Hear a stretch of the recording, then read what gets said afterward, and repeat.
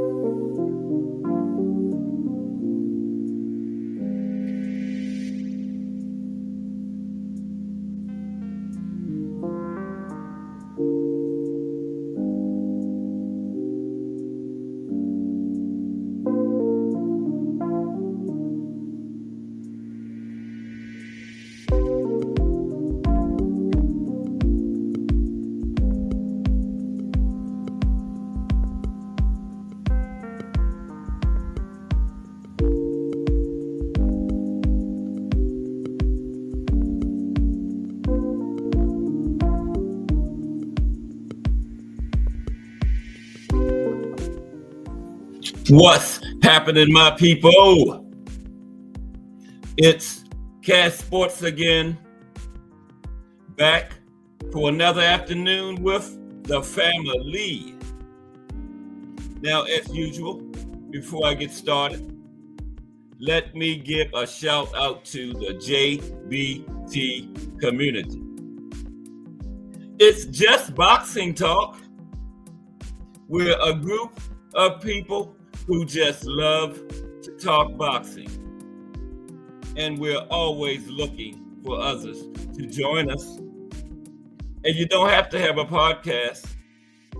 The only requirement is you just have to love to talk boxing. That's all.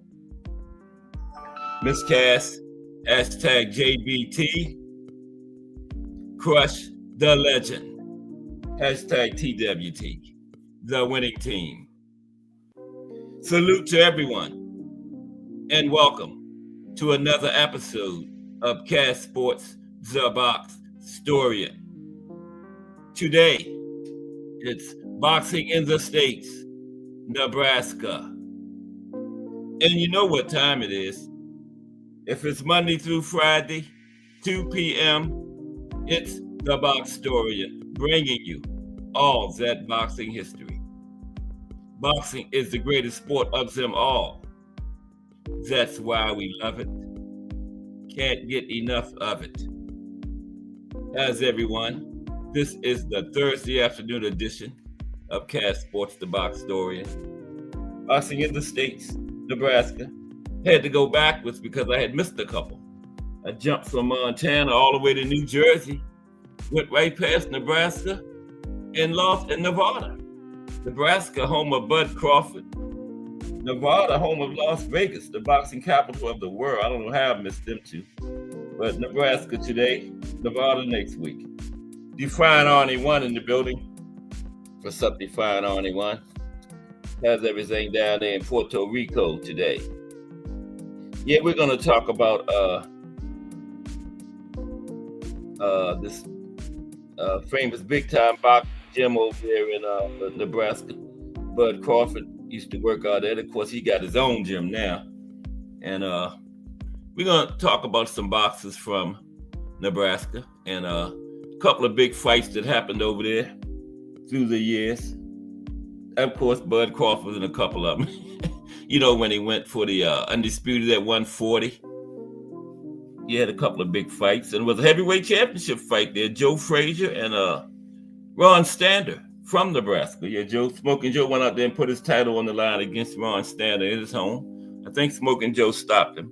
We're going to talk about it. But yeah, the raffle is getting close. $365 now. I'll check it again before we go off the air, but starting out, the show is $365. Still got Thursday, Friday, and Saturday to go. We're trying to get at least 400. What's that? $35 more? Yeah, $35 more. Somebody can win $400 4 days before Christmas. The drawing will be done right after the Fury Usyk rematch, Saturday. 2 days from now. I guess what is today, the final press conference, right? So yeah, that should be, I don't know when that's going. I know Saudi Arabia is like in front of us, so it might have happened already. I think it's nighttime over there now, something I think. So it might have happened, but I missed it. But you can always, in this day and age of social media and YouTube and all that, you don't miss nothing. Because you can always go back and look at it. So you don't miss nothing nowadays. Once it's out there, it's out there. You can make a bad tweet or something and try to erase it, but it's out there. Once you hit enter, you see erasing it because somebody done seen it and it's out there now. So once hit enter, make sure it's right. Because once you hit that enter button, it's out there. Okay. But we're going to talk about some highlights of boxing history starting off again. Okay. We're going decade by decade now. Yeah, I found some more highlights of boxing history. Gonna jump around a little bit, so bear with me. But salute to, we got Crush the Legend, TWT, 6 o'clock a.m., Monday through Friday with the coffee and the donuts. And like I always tell you, that's a joint TWT JBT operation. So that can't be nothing but fire. And then Crush the Legend hosting it. Can't be nothing but fire, man. Can't be nothing but fire. And we got Define Arnie 1 in here too. Salute Define Arnie 1. Our friend down there. He did a great job covering that Liam Parro, well, I can say Hitchens first, so Hitchens won. Hitchens Parro fight. Okay. Hitchens. He hits chins. And he won the title. Yup, he's now a world champion. Like he said, New York has another world champion. Yeah. Took their belt up off Parro. Miss Cass, hashtag JBT in the building. She ain't in this building where we live at building, but she's in the YouTube, in the live building. Salute, Miss Cass. Be careful out there. Okay. I left the patio door open too. If you get here while I'm still on there. The patio door is open. Okay. So let's get ready to start talking about some highlights of boxing history. I know you don't have your key, Miss Cass. Miss Cass don't never take a key when she leave the house. Okay. Highlights of boxing history. Now, on June 10th, 1930. No, February 10th, mess it up already. February 10th, 1930. In the decades of the 30s, first world title fight. Jimmy Slattery becomes world light heavyweight champion, beating Lou Scarzo by decision in 15 rounds for the vacant NBA title. Yep, Lou Scarzo. First title fight of the decade. Then on June 11th, 1930, Max Schmeling wins the undisputed World Heavyweight Championship, defeating Jack Sharkey by a 4-round disqualification after being hit with a very damaging low blow. Smelling became the first boxer to win the heavyweight title by disqualification, and he still remains to this day the only man to win the heavyweight world championship by disqualification. Yep, to this day, Max Smelling. Then, on July 17th, 1930, Al Singer, now let's check these next two out. Al Singer wins the world lightweight title with a first-round knockout over Sammy Mandel. And Al Singer set the record for the fastest fight in lightweight history. Knocked him out in the first round, right? So then, on November 14th, Al Singer got knocked out in the first round. And Tony Canzonero knocked him out in the first round and broke his record, knocked Al out faster than he knocked the other guy out. So Al was set the record, and he was on the receiving end of the record. And guess what? Al Singer is the only man in history to win the world championship by a first round knockout and lose the world championship by a first round knockout, right? He set the record for the fastest knockout in lightweight history, and then the record got broke when he got knocked out in the first round in his next fight. Al Singer, record setter. Now, I guess he didn't want that second one. Okay. Yeah, that was crazy. I had to tell y'all that one. April 24th, 1931. Tony Canzoneri becomes the second man to win world titles in 3 divisions, and the first one since Bob Fitzsimmons way back in the 19th century. He knocked out Jack Kidd Berg in the 3rd round, and he won the junior welterweight title in the Windy City, Chicago, Illinois. Chicago. July 15th, 1931, Kid Chocolate becomes Cuba's first world boxing champion in history. Knocked out world junior lightweight champion Benny Bass, 7 rounds in Philadelphia, crush. And yeah, first Cuban world boxing champion, Kid Chocolate. Yeah. Okay. Then, on October 26, 1931, Young Perez becomes the first world champion from Tunisia when he beats Frankie Gennaro by knockout in round 2, Paris, France, for the NBA world flyweight title. Wonder if we got any more from Tunisia since then. That was 1931. Okay, 1932. On June the 11th, oh, wait a minute. I just remembered my picture today. I got a historic picture from the 30s. Remember, I always forget every day, but I remember. It's Joe Louis and Max Smelling. We're going to get to their fights in a minute, too. Here's Joe Louis and Max Smelling. Here we're talking about the 30s. BN Boxing News in the building. What's up, BN Boxing News? How you doing today, bro? We're going over some highlights of boxing history before we get started on boxing in the states, Nebraska. Had to go backwards because I went right past Nebraska and Las Vegas. I went from Montana to New Jersey and missed Nebraska and Nevada. 2 big states. Home of Bud Crawford and then home of Las Vegas. I don't know how I did that. But yeah, we're in 1932. October 7th, 1932.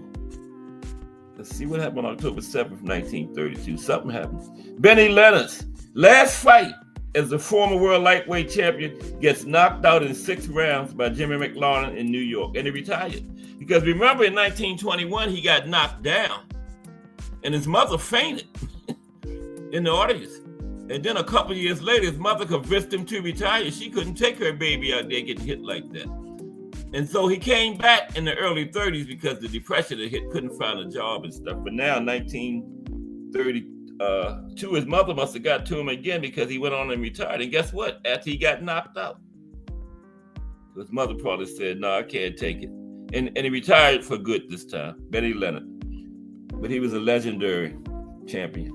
in the International Boxing Hall of Fame. Yeah, legendary lightweight from the 20s and early 30s, Benny Leonard. But he retired October 7th, 1932.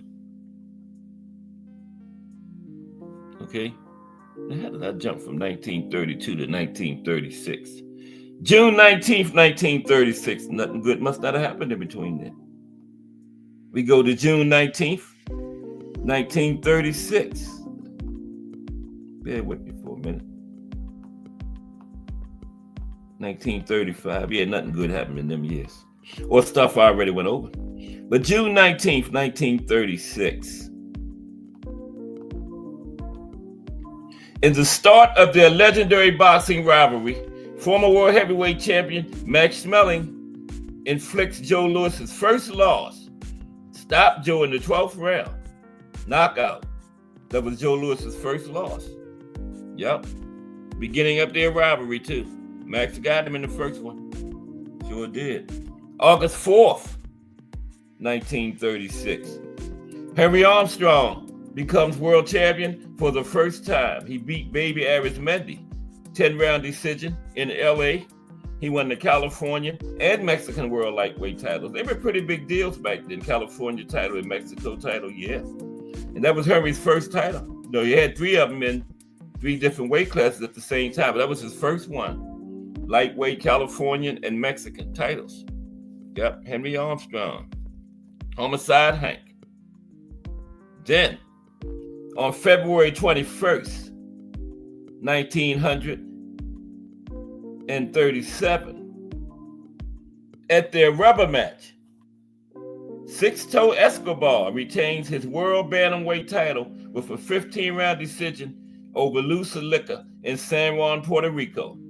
And that was the first ever world title fight held in Puerto Rico, down there where they fought Arnie at. First world title fight, February 21st, 1937, in Puerto Rico. And Six-Toe Escobar, he was a Puerto Rican fighter. I think he was the first Puerto Rican world champion, Six-Toe Escobar. Yeah, won the first world title fight in Puerto Rico too. I think he was champion already. He won the championship somewhere else. Then he was fighting at home for the first time. Defended his title successfully. Yep. June 21st, 1937. Joe Louis becomes heavyweight champion of the world, knocking out James J. Braddock in the 8th round in Chicago. And Joe Louis said he will not consider himself a champion until he gets Max Schmeling in a rematch and beats him, because Schmeling had gave him his first and only loss and stopped him. So Joe had the title, but he said he don't consider himself champion until he gets Max Schmeling back in there. He did later on. He got him, but not yet. September 23rd, 1937. Okay. A world title fight marathon at the Garden in New York City. Harry Jeffrey beat Six-Toe Escobar by decision in 15 rounds. Took Six-Toe's world bantamweight title. Damn, Six-Toe. Lou Ambers defeats Pedro Montanez by decision in 15 rounds to retain the world's lightweight title. That was a good card, man. Barney Ross, all this is the same card. Barney Ross defeats future middleweight champion Seferino Garcia by decision in 10 rounds to retain his junior welterweight title. And Fred Espostali knocks out Marcel Thill in 10 rounds to win the world middleweight title. Yeah, that was a good card back then. Good fights on that. Then on October 29th, 1937, Henry Armstrong wins his second title. So he's holding 2 now. He had the lightweight. Now he got the world featherweight title to go along with the world lightweight championship as recognized by California and Mexico. He knocked out defending world champion Peter Cerrone in 6 rounds in New York. So he's got lightweight and featherweight now. He would later get welterweight. Yep. Henry Armstrong has his first 2 titles. Bruce Gas, Boxing, Jazz, and more. What's up, Bruce Gas? How are you today? Boxing in the States. We going over some highlights in boxing history right now, but salute Bruce Gas, boxing, jazz, and more in the building. Okay, now where are we? We're gonna get started in about 10 minutes or so. Try to finish up the 30s. 1938, right? May 31st, 1938. Henry Armstrong, first man in history of boxing to hold world titles in 3 divisions at the same time. He beat welterweight champion Barney Ross by a 15-round split decision at the Garden, New York City. So Henry got 3. Featherweight and welterweight, 21 pounds apart. Amazing, man. Just amazing. June 22nd, 1938. In the second fight of their famous rivalry, the Brown Bomber, Joe Louis, retains the world heavyweight title with a first-round knockout of former world champion Max Schmeling at New York. So now Joe can call himself champion. Remember, he said he couldn't call himself champion until they got Max Schmeling back in there because Max gave his first and only loss. So now Joe can call himself champion because he got to win over Max. Okay? And that's it for the 30s. So let's stop right there. We'll start the 40s tomorrow. Okay? And remember, the raffle is going on now. Mike Mazik in the building. What's up, Mike? How are you today? Mike Mazik. No, I think we can get the 40s in because it's not many. Still got 8 minutes. Let's finish this up. Okay? Because, I'm skipping around to some kind of like significant events that happened. Go to 1944. Oh, wait a minute. I got to come out and go. Let's start with the 40s tomorrow, okay? Yeah, the raffle is at $365 right now, but we still got 3 days, okay? The drawing will be done Saturday. Mike Rim in the building. What's up, Mike? Mike Rim. Salute. Yeah, we got Thursday, Friday, and all day Saturday because the drawing is right after the main event of the Riyadh season, Fury versus Usyk. And then, I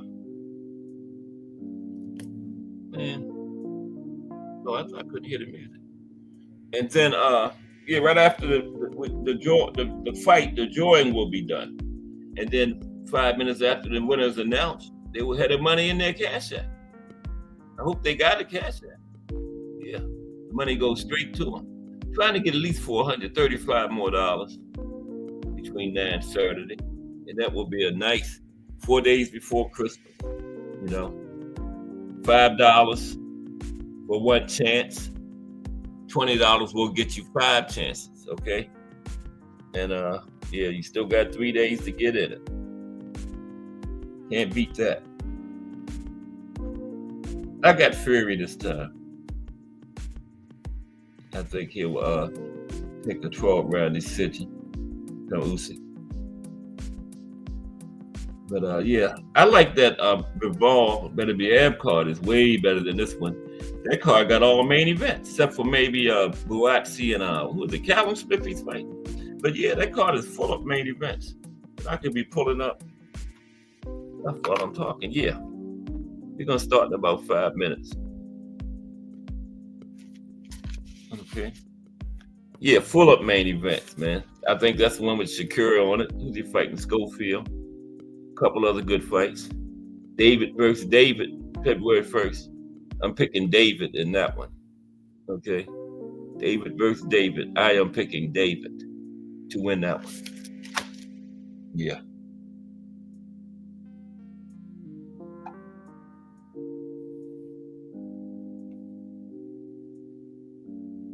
Music kind of low. I keep thinking it's going off. Remember the other day it kept going off. Yeah. But there it is. So I guess the big heavyweight fight, the final press conference is today, right? Over there in Riyadh season. And they weigh in tomorrow and they get it on. Why do they need a weigh-in at heavyweight though? Why? There's no limit, right? So I don't understand why you would need a weigh-in. But I guess you got to have an official weight, going into the fight, right? So yeah, I see why. See how close to 300 Fury is. And don't forget, tomorrow is the profile day. We're going to finish up this week of boxing history with the profile as usual. The life and career of Carl Froch, one of the top fighters to come out of the UK. Carl was in the final in the Super 6 against Andre Ward. Andre pulled it out, but Carl made it all the way to the final. We talk about top UK fighters. Carl Froch has to be in the conversation. Al Booger in the building. What's up, AB? Yeah, you talking about top fighters out of the UK, in history out of the UK. Carl Froch got to be in the conversation. Yeah. I think he's in the International Boxing Hall of Fame. If he's not, he should be. He definitely should be in there. Yeah. Because Carl had a brilliant career, man. Almost won the Super 6. Got all the way to the final, but he ran into SOG. SOG just so fundamentally sound, man. That's one fighter that he is not going to beat himself. You cannot depend on Andre Ward to make any mistakes and beat himself. He wasn't doing that. Andre was fundamentally sound, kind of like the Eastern European fighters, fundamentally sound and technical. He could mix it up too now. If he had to get in there and mix it up and brawl, he could do that too now. Yeah, he was very versatile and won the Super 6. And then what was Andre, like 32, and got out of boxing and never came back? Yeah. Oh, they just did a 10-minute fight. Wow, 10 minutes. Damn. Nobody wanted to look away, right? Damn, 10 minutes. They usually get in there and break them up. Like, that's it, fellas. That's it. Wow. That's a long one. How much did Fury weigh? About 290? He was looking kind of thick around their waist when he did that little. Remember yesterday he was supposed to be doing the media work, and he just got in and waved at the people and left. Their waist was looking kind of thick, man, and he had his shirt on, he had a hoodie on. You can see some lumps up under there. So I think he coming in kind of high, looking at that, kind of up there, I think.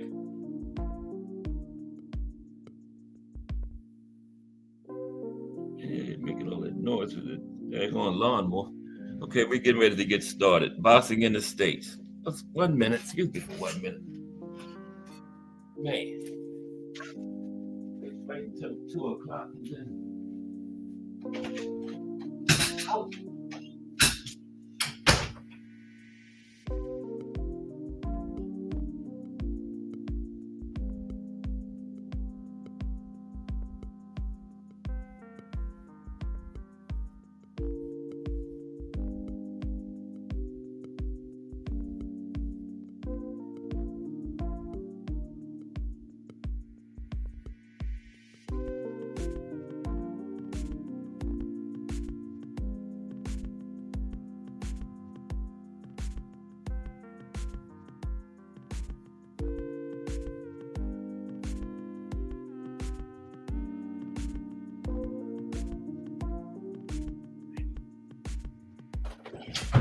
Okay, I'm sorry.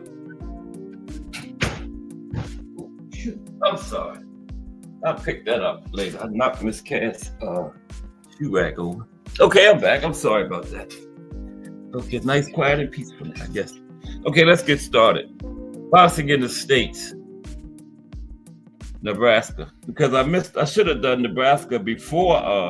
The weigh-in is tomorrow. Oh, yeah, the weigh-in is tomorrow. You're right, Alberta. Friday, that's right. Yeah, the final presser thing is today.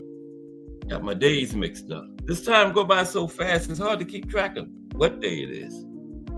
Okay, let's get started. Prize fighting, not in Omaha. That's what we're going to start out with, okay? Now, in its heyday, spanning the mid-18th to the late 19th century, bare knuckle prize fighting was a popular sport. As much as glove boxing is today, right? Bare knuckles was just as popular back in the late 18th, early 19th. Now, the legendary champion of the 1880s, John L. Sullivan, was probably the best known American prize fighter of the period. However, the rowdiness and wagering that accompanied the sport gave it everywhere an unsavory reputation. Right? This is an article from the Young Men's Journal, Omaha, February 17th, 1893. Way back there. Now, for some months past, the Omaha Athletic Club, an organization composed of prominent young men and business and professional men of this city, has been having a series of what had been termed gentlemen contests. Now, these were popularly supposed to be simply sparring matches, and with this understanding, were permitted by the police authority. And from time to time, reports have been circulated to the effect that these gentlemen's contests were attended with shocking brutality, and that men engaged in them were bruised and beaten after a fashion, savoring of the prize ring.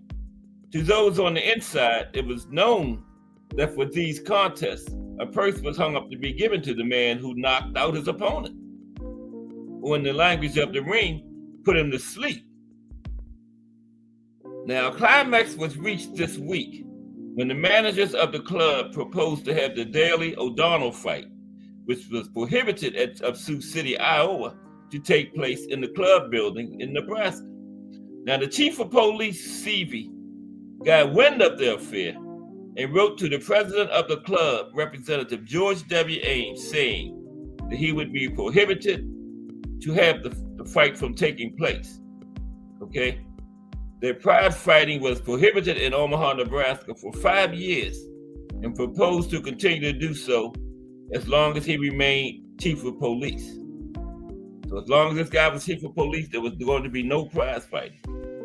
Now, the manager of the club, Ames, prohibited this fight, and the Young Men's Journal noted, much credit is due Chief Seavey and Mr. Ames for so promptly interfering to have Omaha the disgrace of having a prize fight in her midst, and especially in an institution which is connected with it, the class of young men who are members of the Omaha Athletic Club. It is hoped that it will not again descend to the depths from which it has been lifted by Chief Seavey, and that it may become what it was designed to be, a harmless and helpful place of recreation for young men. Yeah, they was getting ready to have this big prize fight there, but the chief of police got wind of it and shut it down. And they had been having fights at this place for a while, but somebody snitched. Yeah. And a separate article in the journal noted that a bill had been introduced in the House of Representatives to make prize fighting illegal and urged that Nebraska consider it, similar measure. So they put a bill into the state Congress to have it prohibited because they were in there betting and paying people for knockouts and everything until somebody snitched to the chief of police. Let's talk about this club up there in Omaha. Brotherhood of the Ring. Omaha CW Boxing Club. And then we got a couple of fights and we got some boxers from Nebraska. We got a little article on Bud Crawford. He's not going to be like the regular boxer from Nebraska. We got a little piece on him. On Bud. This is kind of long, so I'm going to jump around it a little bit. How's everybody today in the JBT? Yeah, Booger, I forgot the weigh-in is tomorrow. I don't know what I was thinking about.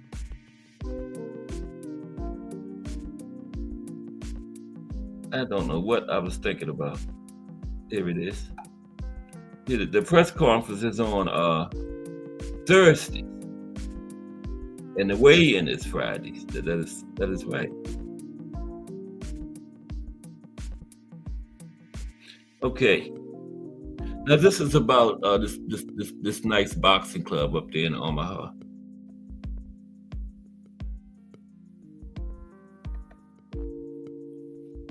Okay. Kind of long, so I'm gonna jump around a little bit. Now, it owns a rep as perhaps the toughest, most competitive boxing gym in town. Its junior and amateur fighters shine at local tournaments. It is the training ground for many of the area's top prize fighters. It routinely matches young pugs with grizzled veterans in an effort to raise the level of beginners. Its members are primarily African Americans, but include some whites, Hispanics, and Asians too. It's a sanctuary for some and a springboard for others. It's a place filled with colorful ringside characters, straight out of a Damon Runyon yarn. It's the CW Boxing Club at 1510 Cass Street, and its take no prisoners approach and chip on the shoulder attitude makes it the envy and the outcast of the fractious Omaha boxing community. Omaha, Nebraska boxing community. Warlock Boxing. How are you, Warlock Boxing? I think Warlock Boxing was here yesterday, right? Good to have you back, Warlock Boxing. Thursday, we go through all the states in the United States in alphabetical order and do a little talk about boxing. A little history, not exactly history, but just some significant events and like some boxing clubs and things like that. And then we look at some fighters from that state. Today is Nebraska. I had skipped past Nebraska, had to come back to it. Nebraska and Nevada. How could I miss Bud Crawford State? And Las Vegas. Wow. Yeah, but this is one of the envy of the Omaha boxing community, this gym, CW Boxing Club. The rivalries are strong on the Omaha boxing scene. Every gym has its own stable of fighters, its own turf, and its own image to maintain. And sometimes when conflicts erupt, stupid things are said. When a fighter leaves one gym for another, he may be called disloyal, or the other gym may be accused of stealing him away. In the case of the CW, there's a perception that it caters only to blacks, which even a quick survey of its training roster soon dispels that, right? Because like I said, it's got blacks, whites, Hispanics, Asians, everybody there. Disparaging things are also said about the character of the fighters who trained there. But in reality, it is far from the wild and woolly den of thugs that some rival boxing coaches portray it as. Instead, the CW, which gets its name from founder and director Carl Washington, features a no-nonsense professional environment where serious fighters work intensely under the watchful eyes of experienced trainers Midge Minor, Larry Littlejohn, and Chucky Brizendine. Okay, now, the gym itself is only one part of what Washington, who coached the club's talented first crop of fighters to national prominence in the late 1970s and early 1980s, called the CW Youth Resource Center. The center offers near Northside youth a venue for making music, working out, hanging out, and performing community service projects. Now, according to Washington, the gym's fighters often get booed or jeered at local competitions because of racism and because the CW's history of success breeds jealousy. Okay, he said his club has nearly boycotted area Golden Gloves events due to the ill treatment he believes his fighters receive. Every gym has its own vibe, and the insistent tone of the CW is set off by the throbbing bass rhythms and the grating harsh lyrics of rap music blaring from a boombox that plays incessantly in the background. Unlike the foul language of the music, however, there's little profanity heard in the gym, whose walls are plastered not only with the usual boxing posters, but emblazoned with a detailed list of rules, which include no spitting on the well-scarfed hardwood floor and no horseplaying, and printed mantras that express the philosophy of the place. Lead with speed, follow with power. Only the strong survive. And if you want to box, train. If you want to win, train harder. Bad. If you want to box, train. If you want to win, train harder. Right? It is a place where if you can hold your own, you earn respect. But that respect is always tinged with the tension of proving you belong, or, if really brazen, proving you're the top dog, right? The gym is a study in contrast. Take the way that Minor, a 4-time Midwest Golden Gloves champion who got his training start at the noted Olympic gym in Los Angeles, deals with fighters. Minor is one of the trainers. He's a taskmaster. When one of his guys needs pushing, and a buddy when one of them needs a pat on the back, right? As 13-year-old junior fighter Rosendo Robles prepares to enter the ring one night for some sparring, Minor fastens the headgear and laces the gloves of this angelic, wide-eyed youth with the attentive tenderness of a father helping his son. Am I going 3 rounds? The boy eagerly asks Minor. If you got 3 rounds in you, his smiling coach replies, rubbing the boy's shoulder. I'm going to try and get comfortable with my jab first, and then when I get comfortable with my jab, I'm going to work on throwing combinations, the lad tells Minor, his big eyes looking for approval. That's right. Your jab is everything. It sets up combinations, Minor tells him, in a way that confers their approval. Robles seeks. But I don't want to see you in there jumping around, wasting energy like a loose little Easter bunny. Meanwhile, as this gentle interlude plays out, a rapper performing on a CD explicitly describes various sex acts. Now, the contradiction does not seem to faze anyone. Not even born-again Christian Servando Perales, a professional fighter who found religion during a stint in federal prison. Now, throwing his youngest fighters in with the Wolves is one of many ways in which CW veers from business as usual in his training methods. Washington, who began the gym's tradition of working young fighters with their more experienced counterparts, said, the reasons boxers from Nebraska usually come home after the first round of a national tournament is they don't have the experience of fighting the skilled fighters you find on the East and West Coast. Guys have to know how to slip punches. You have to work around guys at a certain level, or you'll always be coming home early, right? Now, in the kid Robles, Minor sees a kid with a lot of promise. He wants to learn. That's what I like about him. The youth is following in the footsteps of his father and grandfather, both of whom boxed in their native Mexico. And Robles said, my grandfather wants me to carry on with the tradition. Okay, excuse me for a moment. Let's see where it's called. Yeah. Okay, yeah, let me jump with this kind of long. Jump to the next segment. Now,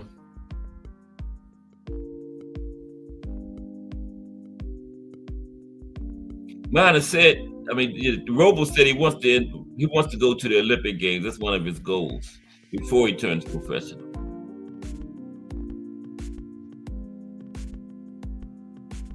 And he's a surprisingly skilled little punching dynamo. And in his sparring, he was spent after the first round. But Minor denies him water. He says, you're telling me you're tired like I care? You don't need water yet. Show me you need some water. And dreams of glory and chances at redemption are all over the gym. Take the story of Servando Perales, for example. He's an Omaha native. He showed tremendous promise as a junior competitor. Fighting for Kenny Wingo out of the Downtown Boxing Club, he won a national silver gloves title at 10 years old and captured second place in the same competition at 14 years old, in addition to winning a slew of city, state, and regional championships. So they got some pretty good young fighters come out of that gym. And he used to be in the drugs, alcohol, and gang-related activities. But when he got to the gym, they straightened him out. CW Boxing Club in Omaha, Nebraska.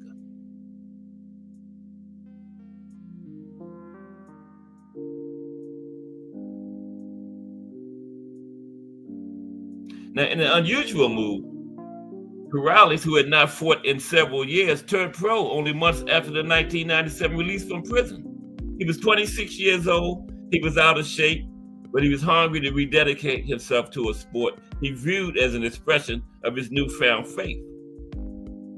He said, boxing is the only way for me to say to kids, hey, this is where I was then, and now look at me today.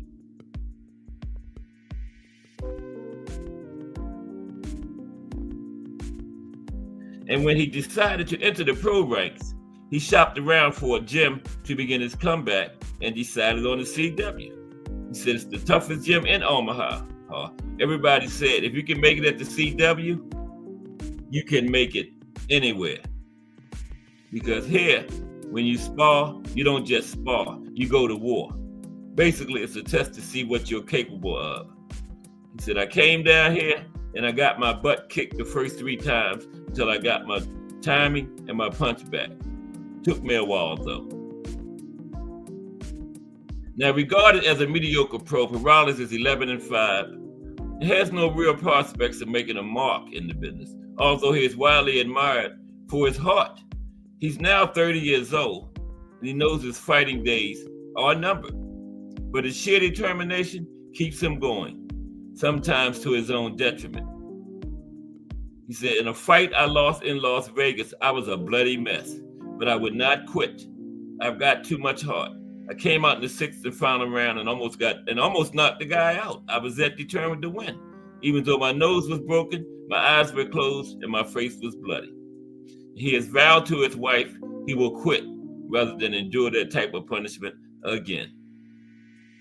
Now, once Omaha's great white hope, heavyweight Dickie Ryan, may soon be facing a crossroads of his own.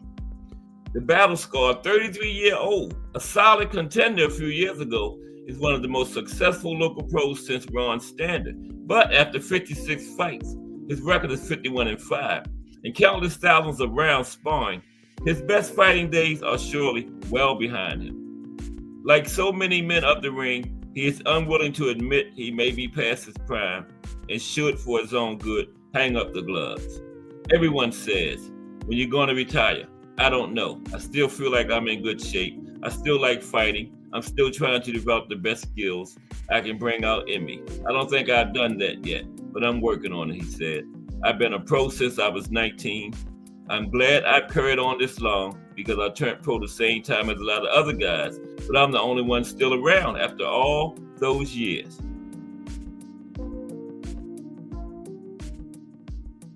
Now ask him if he worries about the risk of permanent head injury, and he shrugs off the question with, if I get brain damage or whatever, then that was my choice. I made it. Just like Dale Earnhardt made his choice, and he died doing what he loved doing. Dale Earnhardt, the automobile racer, remember? He had died in the car. Yeah.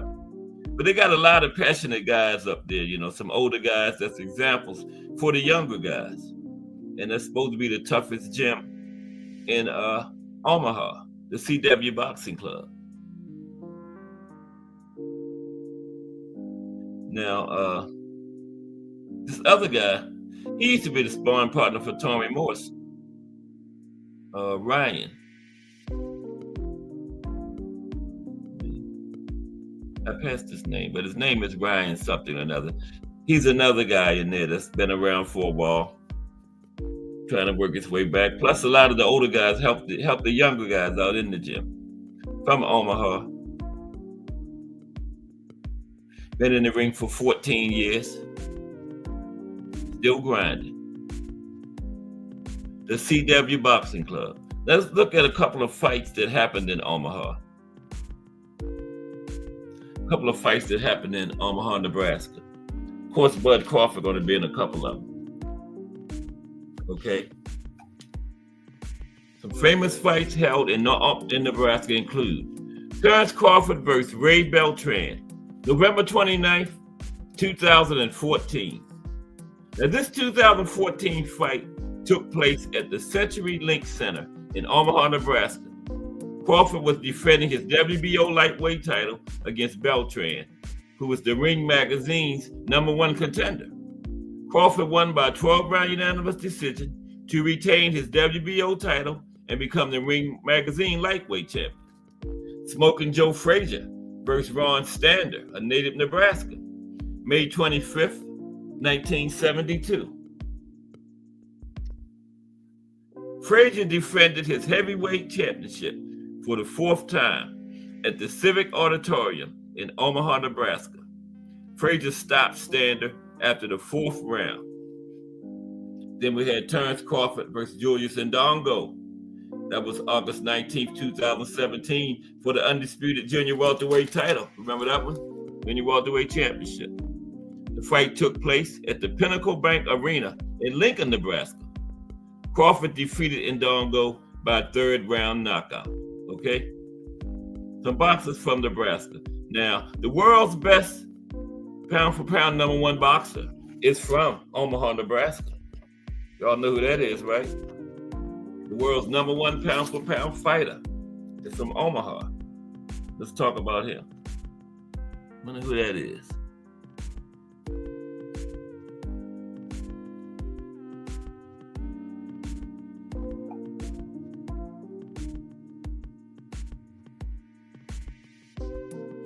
Okay. You're right, Whoopi. There we go.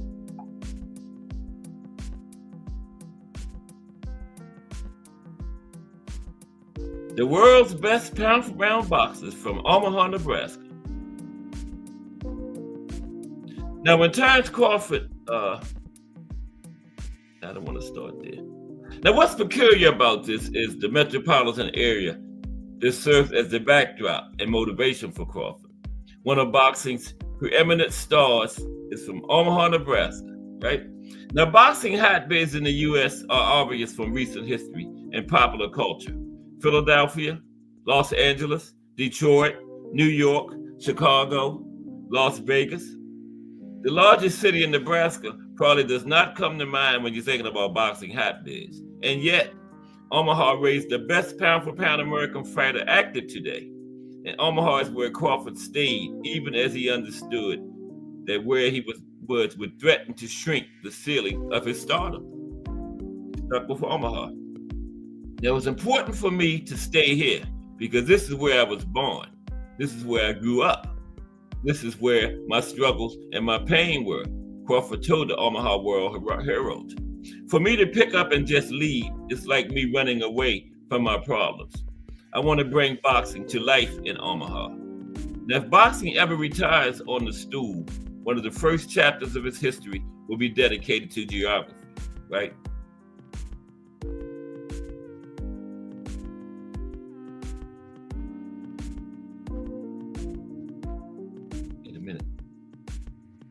Bear with me for a minute.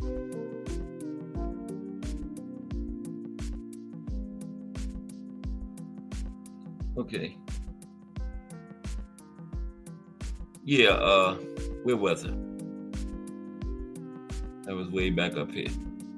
Yeah, after Greg Hogan insulted Julio Cesar Chavez's countrymen and their financial ability to support the Mexican champion, officials erected a moat and barbed wire to protect the American in Azteca. Then Chavez soundly pummeled him in front of one of the largest live crowds in boxing history. And Virginia Beach meant so much to the late Pernell Whitaker that he was married at his pavilion in a ring, in a boxing ring. After dropping George Foreman in a rumble in the jungle, Muhammad Ali, known to provide exclusive access to his hometown paper, proclaimed, "I'm recognized all over the world now, but my greatness came and started in Louisville." Hometowns and nationalities have played central roles in many of the most memorable fights. Tom Molyneux versus Tom Cribb, Joe Louis versus Max Schmeling, every Manny Pacquiao fight ever. In BoxRec, the industry standard in record keeping, lists every fighter in his or her hometown.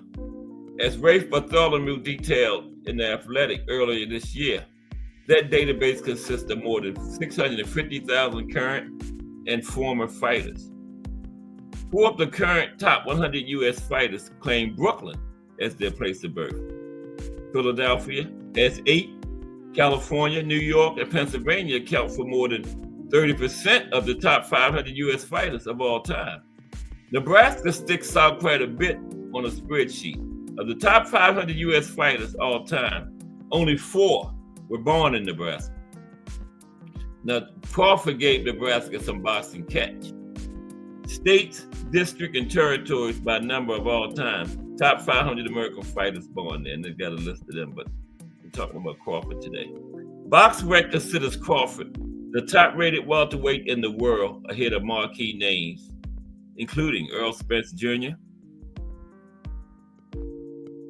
Well, he's at 154 now, but yeah.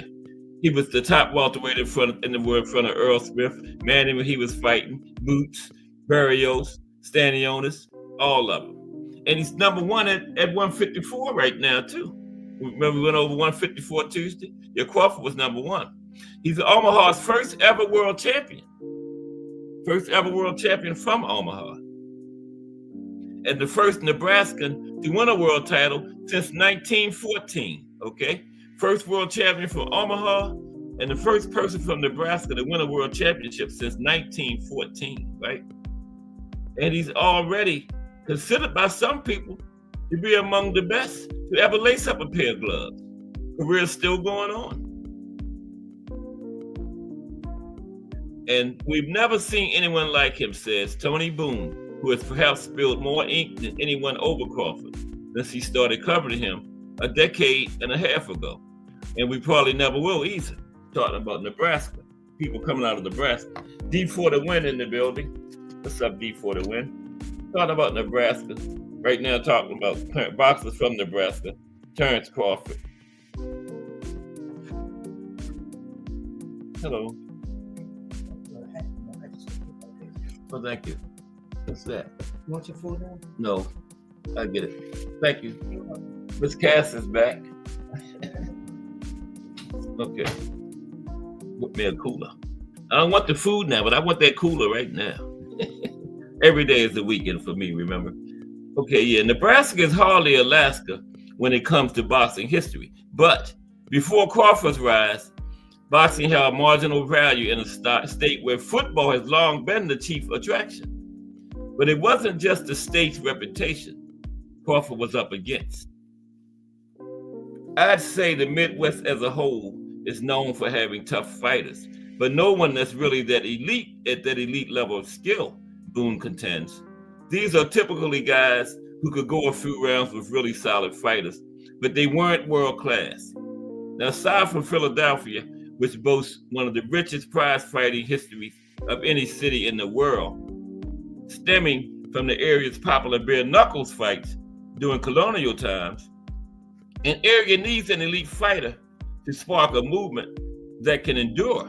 Now, boxing was popular in the Philippines before Pacquiao became a household name. Now, for example, but Pacquiao's unprecedented career gave way to a new generation of Filipino fighters to continue its tradition when Manny retired, right? Now, Crawford grabbed his city's attention with a June 2014 world title fight against Yuriorkis Gamboa. Crawford had recently returned from Glasgow, Scotland, where he had emerged victorious from a fight with WBO lightweight champion Ricky Burns. I think that was Crawford's first title, wasn't it? And he went over to Ricky Burns' backyard and took it. Now, Gamboa was a former Olympic gold medalist, an undefeated challenger, right? He was no slouch. And that fight with nearly 11,000 fans turned out in Omaha to see that fight. Now, after struggling with Gamboa's speed in the early rounds, Crawford adjusted and knocked Gamboa down 4 times before ultimately winning by TKO in the 9th round of what was later named the Fight of the Year. Yeah, that was the Fight of the Year that year. Yep. And since then, Crawford has become the undisputed junior welterweight champion, 4-belt and 4-belt undisputed welterweight champion. And now he has a title at junior middleweight, right? And he was only the second man in the 4-belt era to, he was the first man to win 2 division undisputed, right? With Terrence Crawford. And WBC heavyweight champion Deontay Wilder arguably packs the deadliest punch in at least a quarter century. WBO and WBA lightweight. What is Lomachenko is what? The WB something. Lomachenko is perhaps the best footwork and had the most rapid rise. But depending on your preferred pound for pound hierarchical aggregator, Crawford is perhaps the most well-rounded fighter on the planet, right? His ability to make in-fight adjustments is unparalleled. Boone says Crawford often spends the early rounds of a fight downloading information on his opponent. A read and react dance then gives way to one of the sport's top finishers. Yeah, Terrence Crawford was definitely one of the sport's top finishers. He doesn't simply win fights. He undresses his opponent with dizzying hand speed, crafty combinations, and uncanny rhythm. I keep forgetting about my pictures. And that Crawford is a switch hitter makes him all the more difficult for an opponent to calibrate. He effortlessly toggles between orthodox and southpaw stances, capable of and proficient at establishing rhythm and inflicting pain from every window, every angle. Terrence Crawford, yep. Every angle. One of the best finishers in boxing, might be the best finisher. And Crawford, he has almost 80% knockout rate in the professional level. But his legacy will one day include not only the in-ring accomplishments, but also what he ultimately left behind for his community, right? There's reason to believe that the rising value boxing holds in Omaha and Nebraska it won't evaporate when Crawford retires, okay? He started something out there.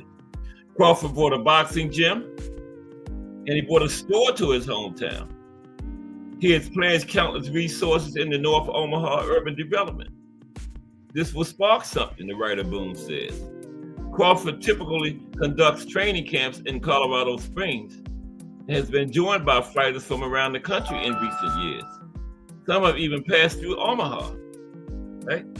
I think that shows there's a chance that Omaha, yes, Omaha, could produce another world champion in the future, Boone says. Okay, now let's look at some boxers from Nebraska not named Terrence Crawford, okay? Some boxers from Nebraska not named Terrence Crawford. There are some others. Was some before Bud, but Bud is the one that put it on the map, okay? Yeah. Appreciate that Cash App 2D for the win. I never really got a chance to tell you on here. Yesterday we was up there chopping it up on the panel, but appreciate you, D, for the win. Okay, we're gonna look at some other boxers from Nebraska not named Terrence Crawford now. If I can find it. We'll do all this again. But it's all good.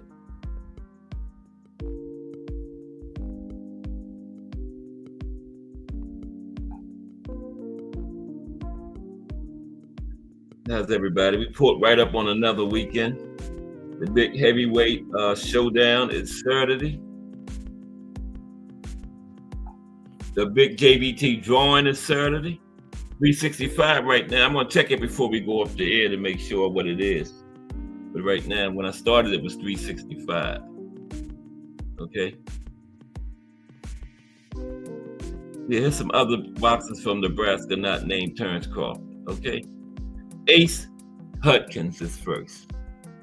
Ace Hudkins. Boxers from Nebraska. Ace Hudkins. Now, before Terrence Crawford arrived on the scene, Ace Hudkins was unimpeachably the best boxer that came out of the Cornhusker State. He was born in Valparaiso. Hudkins made his pro debut in Lincoln, Nebraska in 1922 at age 16, and he fought all over Nebraska during his tenderfoot days, appearing in such burgs as Alliance, Bridgeport, Central City, McCook, Tecumseh, and Wahoo, Nebraska. 12 fights into his professional career, his record stood at 3 wins, 3 losses, and 6 draws. Well, that's a lot of draws through his first 12 fights. 50% of his first 12 fights were draws. Wow. That was hardly the template of a man who would go on to become one of the most celebrated boxers of his era. But Hudkins got better as the competition got better. It became a big box office attraction in New York and Los Angeles. Paul Gallico, one of America's most well-known sports writers, used up all the adjectives in his knapsack when he wrote that Hudkins was tough, Hard, mean, cantankerous, combative, fast, courageous, and filth of all times, with bitter and flaming just for battle.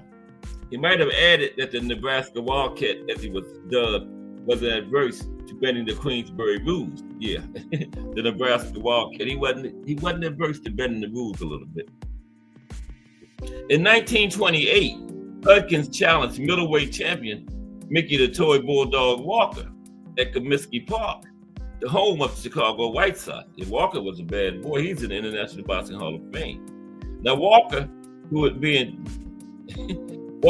inducted into the International Boxing Hall of Fame with the inaugural class of 1990, went into the old timers category.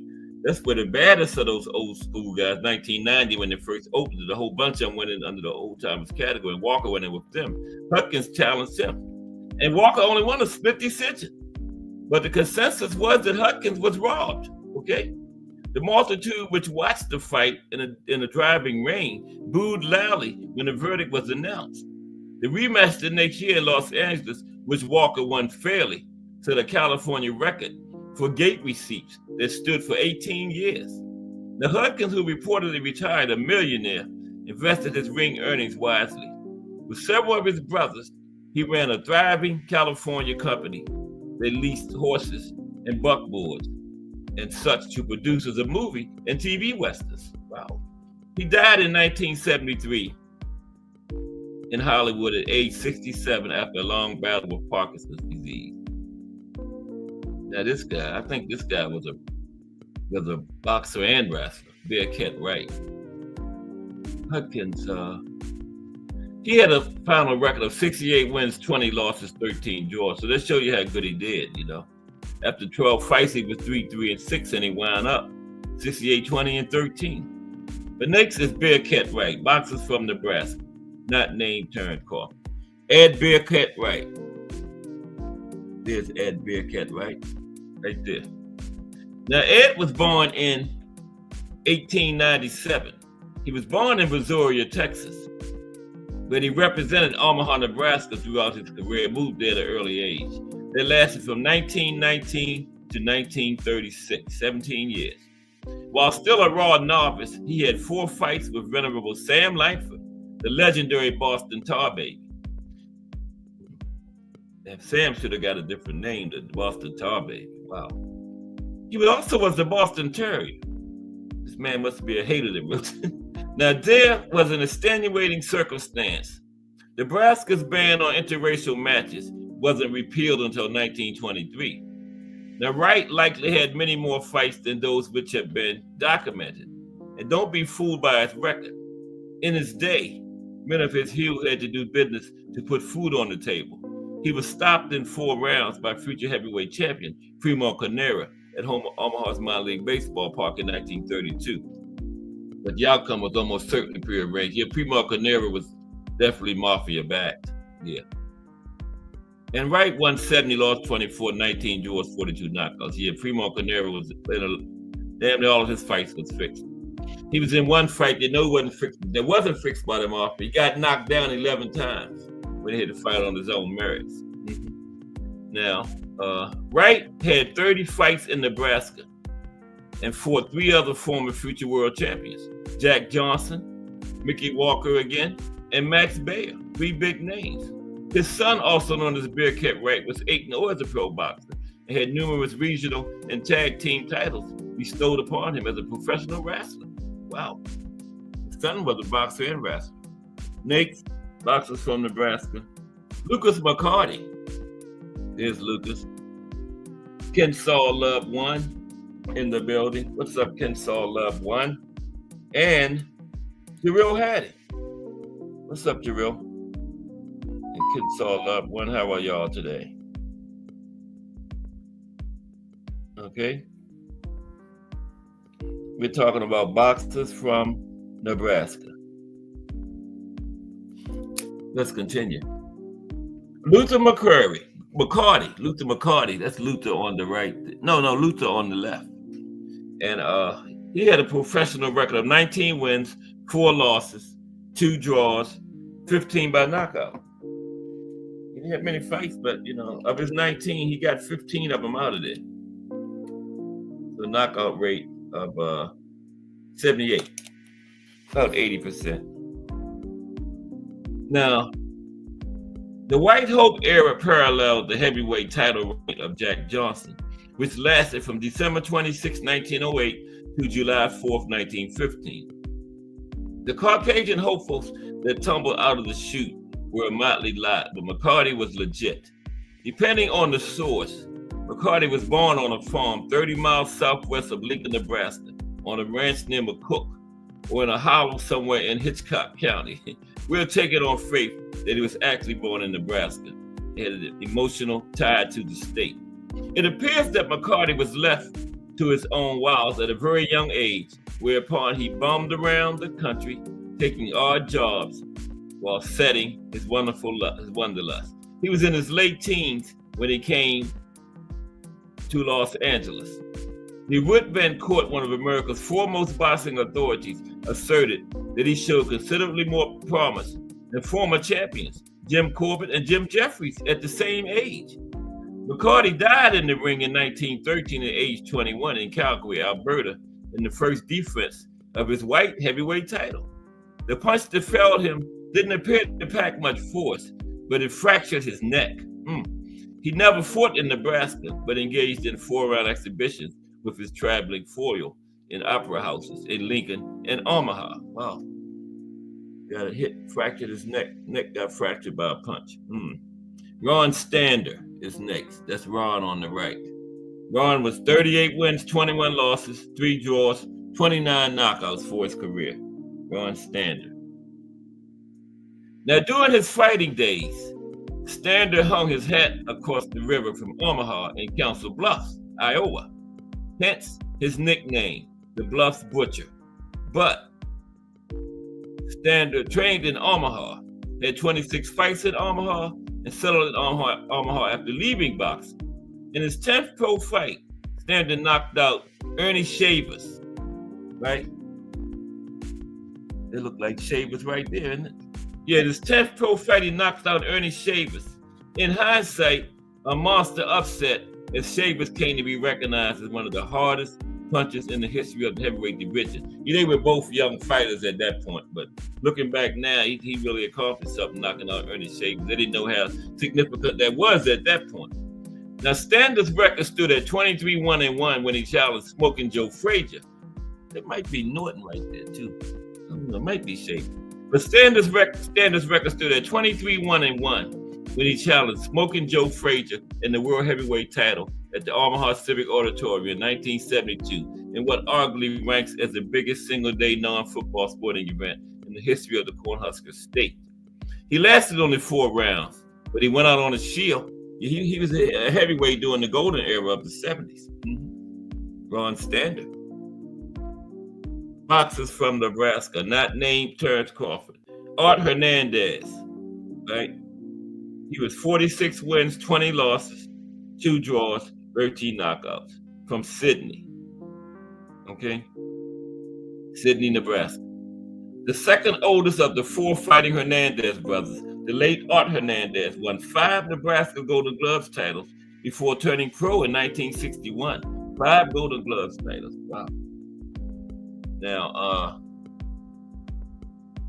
the former Sidney, Nebraska schoolboy had 20 fights in Omaha and fought extensively overseas, including 5 trips to France.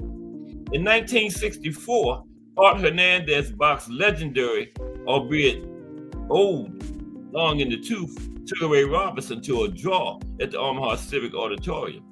Yeah, Sugar Ray was, because he retired in 65. He was in his 24th year of boxing at that point. In 1969, Art came out on the short end of a fight with former 5-time world champion Emil Griffith, losing a split decision. In retirement, Art Hernandez was the chief of security at Omaha's Douglas County Hospital. And then one of his brothers, Ferd Hernandez.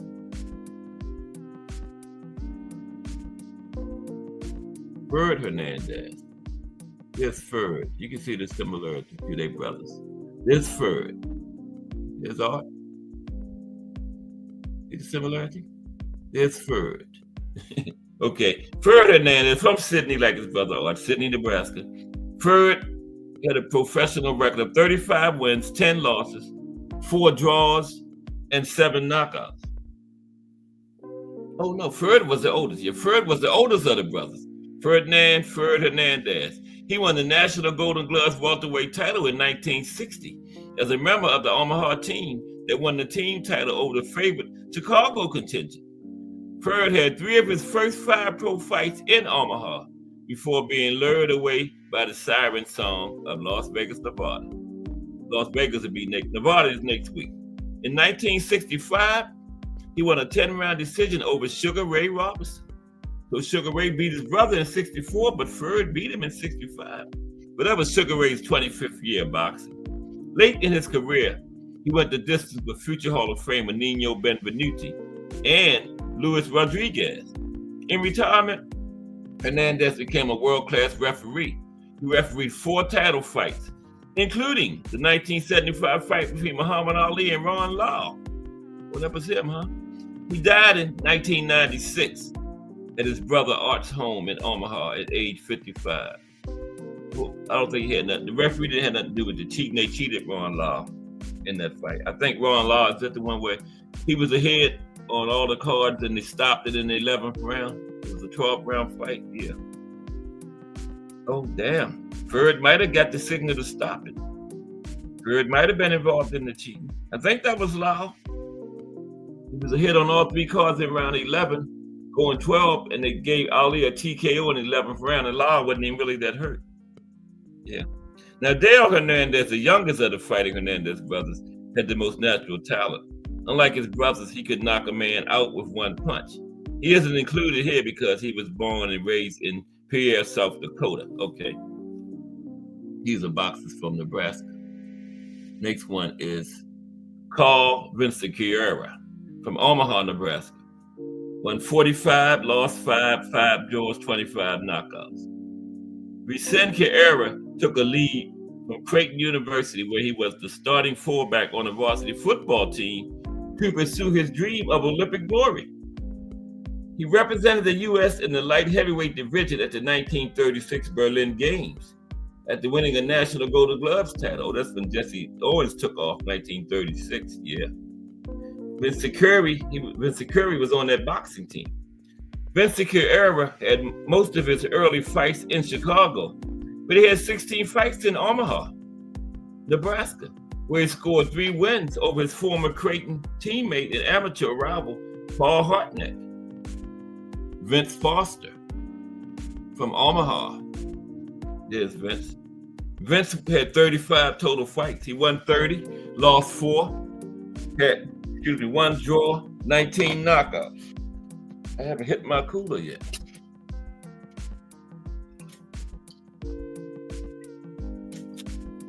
Ooh, that is cold. Okay.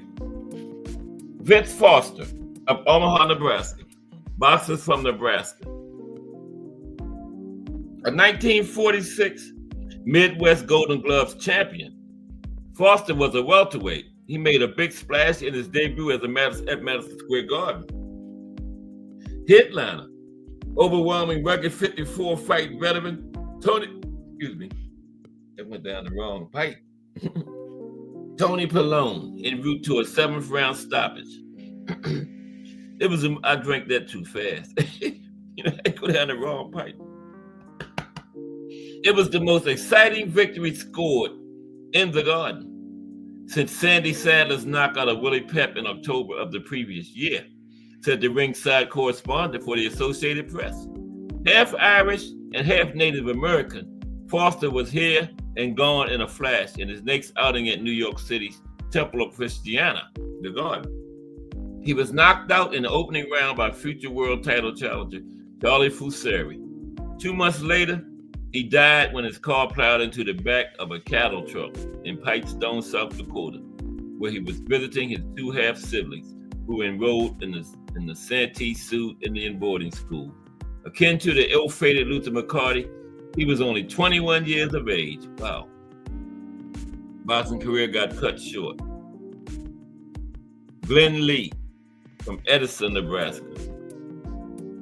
There's Glenn. Glenn had 56 wins, 20 losses, 5 draws, 22 knockouts. Glenn Lee.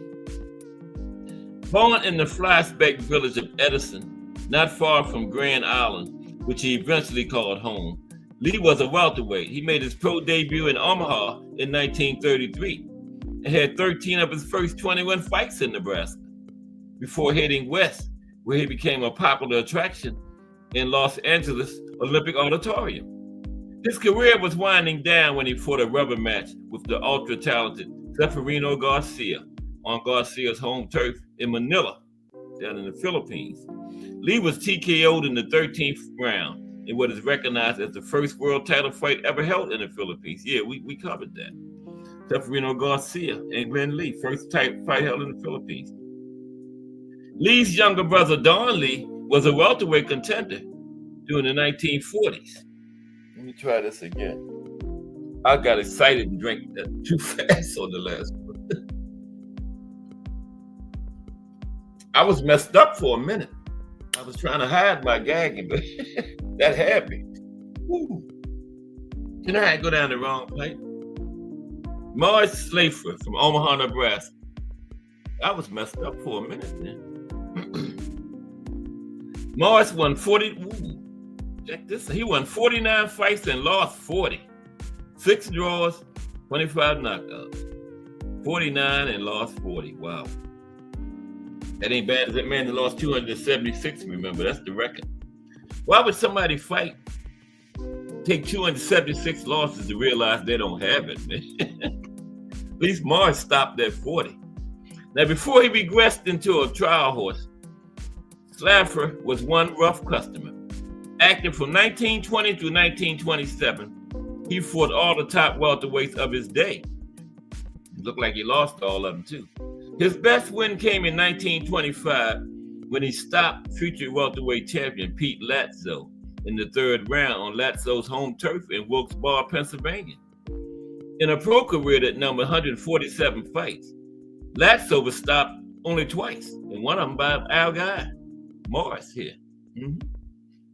That was one of the times Latzo got stopped. Only got stopped twice, 147 fights, but Morris did it.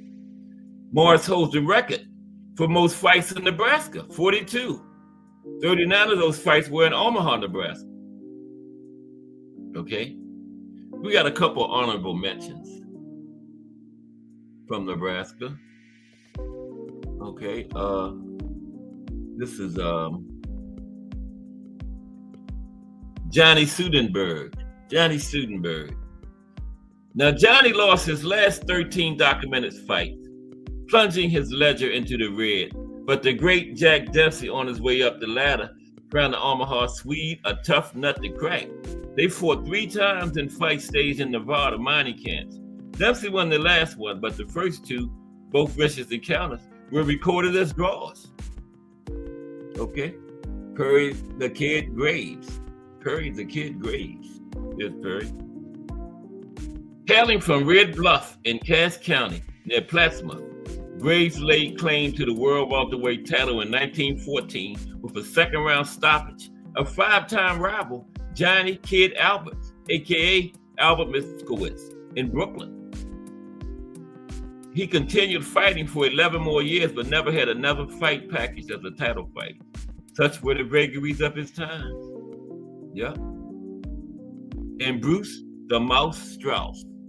Bruce the Mouse Strauss. There's Bruce on the right. Bruce the Mouse Strauss.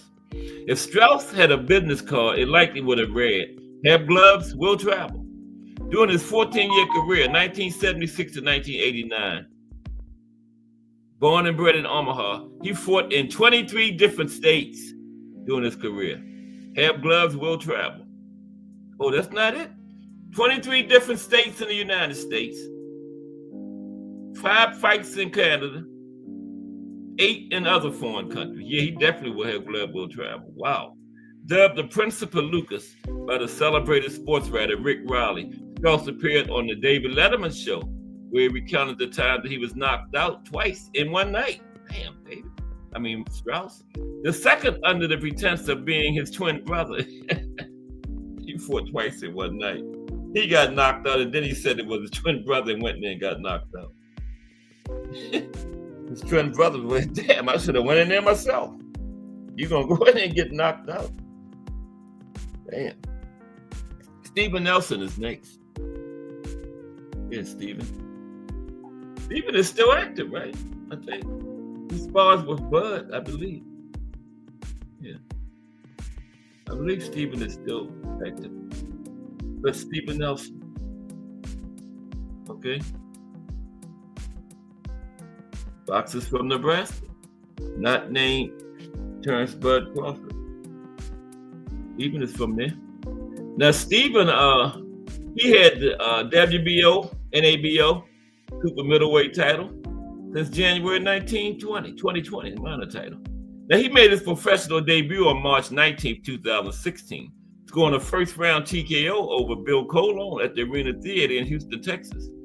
After compiling a record of 15-0, 12 by knockout, he fought for his first title, facing Sam Killick for the vacant WBO NABO super middleweight title on January 11, 2020 at the Hard Rock Live in Atlantic City, New Jersey.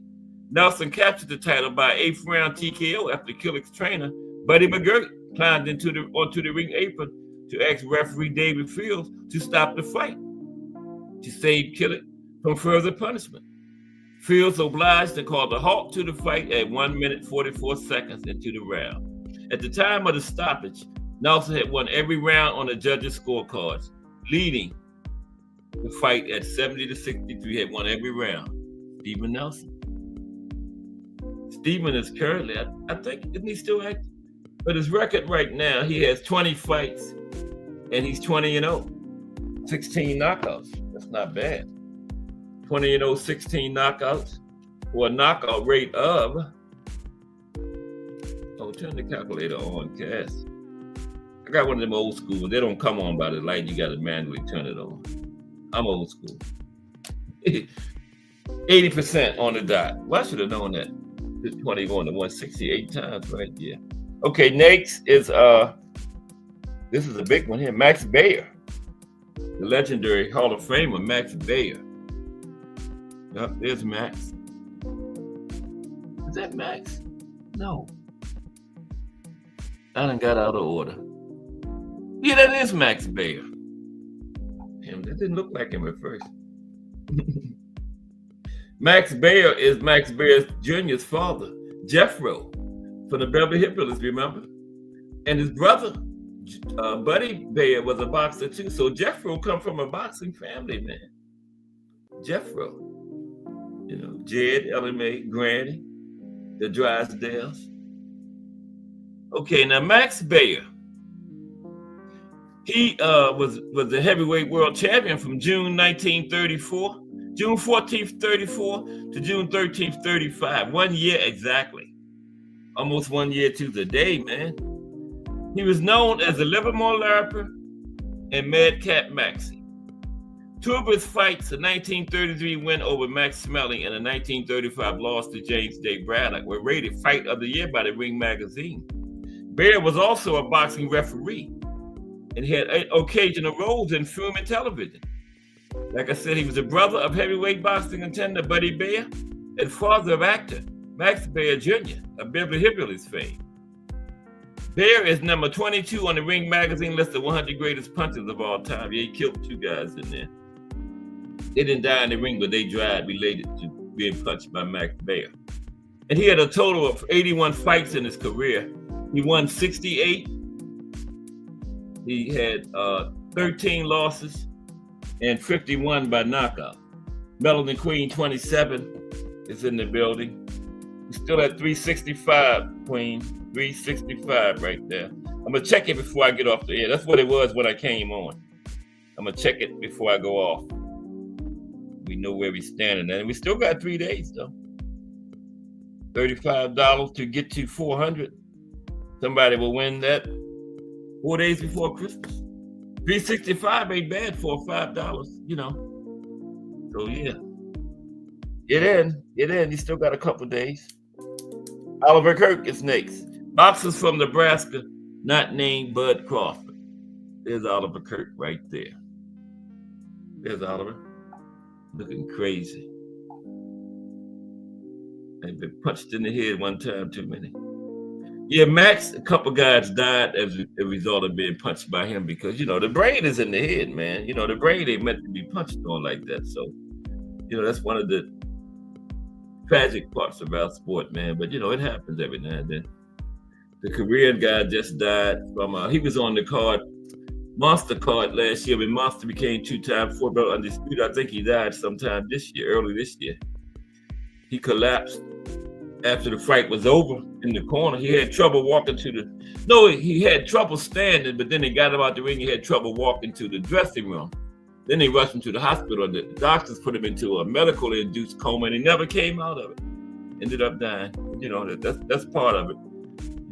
Unfortunate, but fighters, you know what you're getting into, so, but it's still unfortunate. But Oliver McCall, okay? Oliver won 2 gold medals in boxing at the 1904 Summer Olympics, right? Won 2 at the same Olympics. They do that, wow. He was born in Beatrice, Nebraska. Now, he's the only boxer in Olympic history to ever win 2 gold medals in he won 2 gold medals in 2 different weight classes in the same Olympics. Only one in history to ever do that, man. Wow. I was wondering how he went 2 in one Olympics. Fought in 2 separate weight classes at the same Olympics and won gold in both of them, man. Wow. Featherweight. And guess what?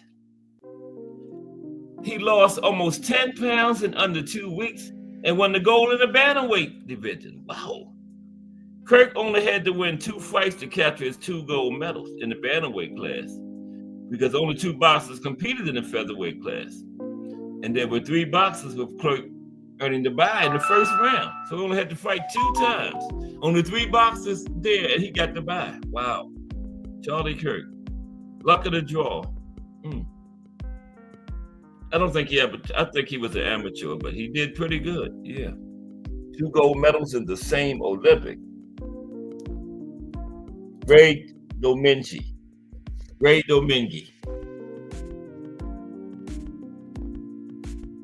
There's Ray facing us.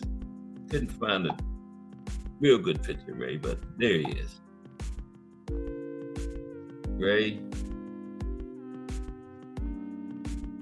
Domingue. GB, something like that. Talk about Ray for a minute here. Okay. Now Ray is from come on, Ray. He's from Omaha. Remember Peyton Manning said at the line, Omaha. He's from Omaha, Nebraska. Peyton Manning in football used to say that, remember? Now he challenged Otto Wiet for the WBO Intercontinental Super Middleweight title in 1999. Fell short. He fought Rob Galloway for the WAA Light Heavyweight title in 1996, but he fell short, got TKO'd. He won the WAA Light Heavyweight title in 97, though the next year against Alan Smith, knocked Alan out. And he also won the won the middleweight WAA title in 1999 against Jonathan Cohen. He was going for his 3rd title against Mario Wiet for the WBO, one of the big ones. Super middleweight title, but he lost that one on the cards. He also fought against the legendary Roberto Duran in 1996, but he lost that fight on the cards. His last fight was against Jürgen Bräumer, who knocked him out in 25 seconds. They won too long, Ray. He got knocked out in 25 seconds. Man. But he had a total of 44 fights. He won 29, lost 13, 16 knockouts. Let's got a couple more. That was Ray. Vic Marker. One I couldn't find no picture for. But just to keep track of where I'm at, I couldn't find no picture for Vic. Sorry. There's Vic. There's Vic. But I got a little story about him, though. I tried. But just so I put something so I wouldn't go past it, you know?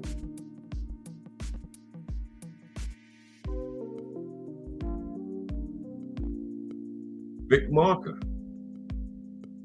Let's touch on Vic for a moment. this. Ooh, damn, 337. Okay. Vic Marker.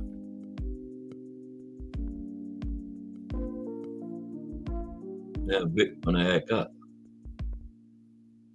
Couldn't find no picture. Now he was born in Scotts Bluff, Nebraska, right? He was 3-time Midwest Golden Gloves champion from 1937, 38, and 39 at 147 pounds. According to those who knew him, he was a soft-hearted, generous man. He was one of the best, if not the best, boxer in this part of the country. Wow. And when he teamed with Terrible Terry Carpenter as his manager, he fought many successful fights.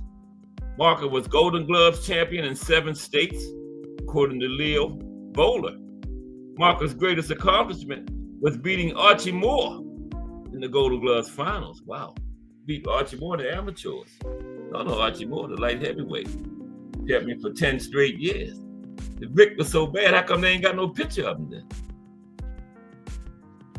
And I can't even find no record for him. Okay, but Vic Marker. This is the last one. Yeah, Vic was next to the, I found a picture of everyone except for Vic, the last one. Next to the last one. Dakota Cochran. There's Dakota. Dakota Cochran. And then we're going to get a little link time. Thomas Hill, hashtag JBT. One more second, T Hill. Yeah. Give me 2 minutes, T Hill. 2 minutes. The 2-minute warning before the link. 2-minute warning before the link, everybody. 2-minute warning to the link. To Dakota Cochran. Okay. 2-minute warning to the link. Dakota Cochran is the final one. That's him right there. T Hill must have something good for us. I gotta hurry up and get this link in there. Dakota Cochran. Come on, Dakota. You're gonna get bypassed in a minute. T Hill will call for the link. Man. Oh, short one. He was a boxer and fought in mixed martial arts, right? Fought in Bellator MMA. Bare knuckle boxer. He was a bare knuckle boxer. Okay. Dakota Cochran.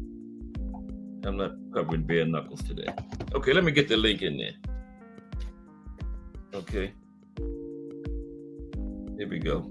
What's up, T Hill? How are you today, my brother? Hope everybody enjoyed the show. Tomorrow is the profile is Carl Froch. Life and career of Carl Froch.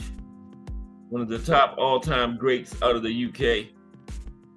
You know, talking UK boxers top, you got to consider Carl Froch got to be in the conversation. Came in second, the runner-up for the Super 6 when they had that at super middleweight. Carl was the runner-up to SOG. I'm talking about SAG. Let me turn my light on real quick. SOG. Andre Ward. It was a good fight though. Went the distance. Started out good. Middle rounds, SOG started to take over. You know. Yeah, but it was good all the way through. Carl acquitted himself very well in that fight. I thought. Yeah. Great UK fighter, Carl Froch. And we're going to talk about him tomorrow. Okay? Pretty good profile. I think that's it. I'm rushing. Try that on for size, my peoples. There we go, T Hill. Yeah, it is. There we go. Yes. But yeah, Carl was a very good fighter. Well, he's a commentator now over there in the UK. Yeah. I think he's on the zone, right? Carl Froch. Yeah. I don't know if he had too many more fights after the Super 6. I don't remember him too much after the Super 6. I really don't. After that tournament. Yeah. Is the link right, everybody? Yeah. .com/8. Oh, T-Hill, don't tell me that, man. Damn, I'm sorry. See, I was rushing.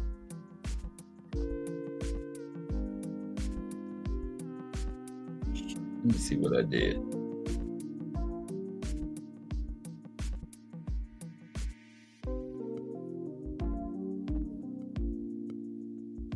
Oh, okay.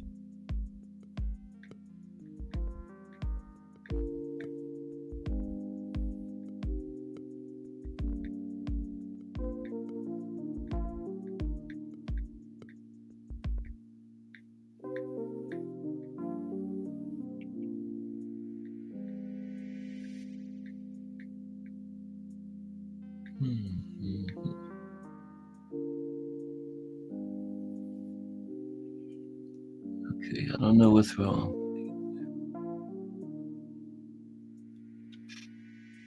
Hey, I see what happened.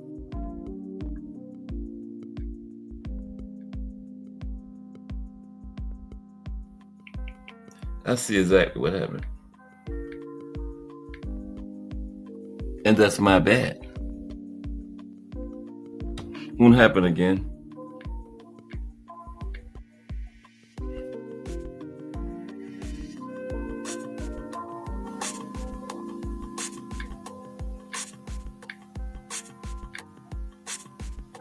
I'm trying to see what I did wrong here, man.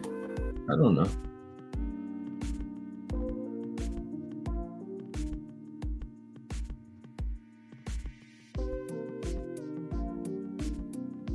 Oh, yeah, I see what happened. I see exactly what I did. Yeah. Yeah. We still got 15 minutes. You know? Still got a good 15 minutes.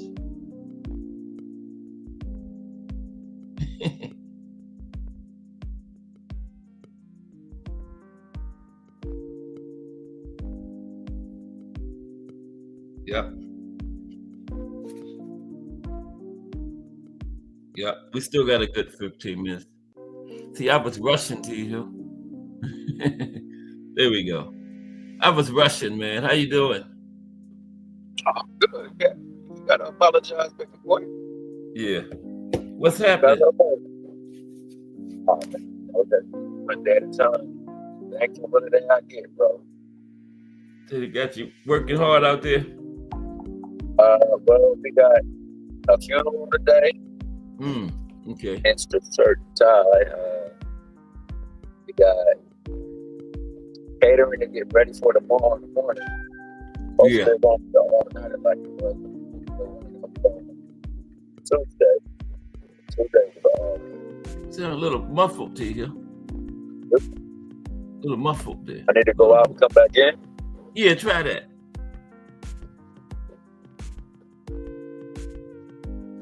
Yo, we still at 365 too. Haven't went up today.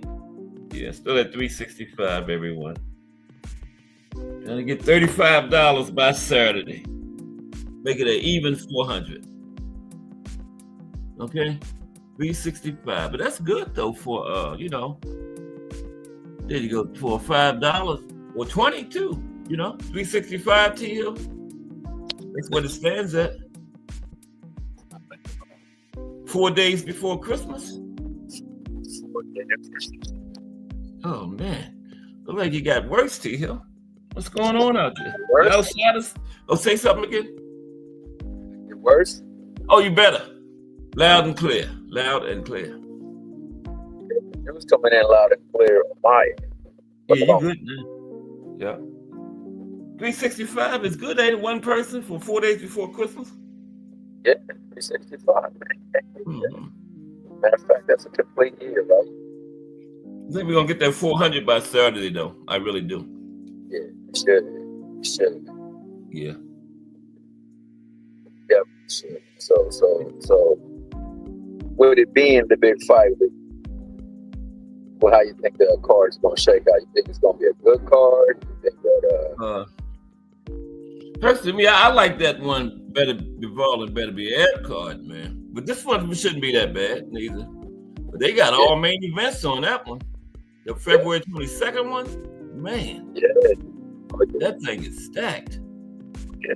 You know, they recognize that this year they got the jump start on, you know, the PBC. The PBC for the most part has been carrying boxing. A lot of people just don't like it. But the whole thing about it, bro, to me, this is the thing that I don't understand. Why art are following it. That David and David, that's PBC, right? They you know, they starting oh yeah, that's PBC, baby. PBC. Yeah. They're gonna start next year off with the band because, you know, Al Hammond is still the best in his time to the boxing field. He had to take off for his health and also for his mom. So, you know, he was away from things. I don't think that, you know, they were ready to fully lay some things out. And they wanted to properly introduce the world to Tank Davis via Amazon Prime. So I think that this event that they're going to do, Tank on this one, will be the one that kickstarts the rest of the year. But they starting off first with the Benavidez fight, so that's going to be something. February 1st. And then Tank is like March, the next, like exactly a month, March 1st, right? 1 month Lamont, a month later. So your PBC coming out. Which should be an entertaining fight for as long as it lasts. That's right. Yeah. High boxing, high profile boxing in that fight. Unfortunately, it's not what the people want. I understand that because I didn't want it, but I will say that I'm not gonna denigrate the great Lamont Roach because he's not the person I want to see in the ring with Tank. Let's not forget that this is a bigger man than Tank is too. That's right. Who has fought more rounds in the division that they're fighting for this belt than Tank has. So we can't forget about that, man. So let's slide that away. Let's not also forget about the fact that Tank tried to make a fight with Lomachenko that he had agreed to terms and then pulled out. They then went to discuss possibly replacing him with Shakur, and Shakur didn't want to do it that way. So we got to take into consideration that there was two high-profile names, two names that he called out that he wanted to fight, that they tried to get in the ring with him. One on the last minute, one they were negotiating. And then, you know, everybody else, they weren't available. They were either scheduled in the fight or they were hurt. So this is what we got. People conveniently forget to mention that, though. You know. Oh no, they're gonna because they don't like Floyd Mayweather, and hence they don't like Tank Davis. That's and it. Like I said, man, for the life of me, bro, when I look at Tank and how he operates, I don't understand why they hate him. Because the people you want in your corner is the way he behaves himself, carries himself, conducts himself. Is he perfect? No. He's human. No human is perfect. That's right. No human is perfect. He done did some stuff that is deplorable. He done did some stuff that he wish he could never do. I'm pretty sure, like all of us have.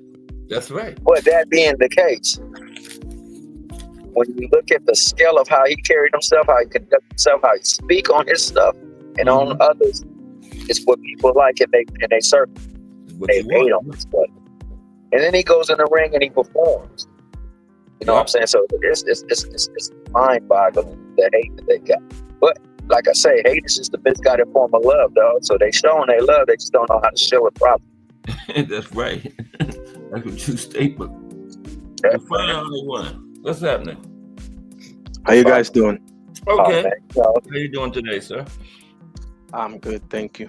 I was cooking some chicken, bro. I didn't know if I got time to chop it up. On your attempt.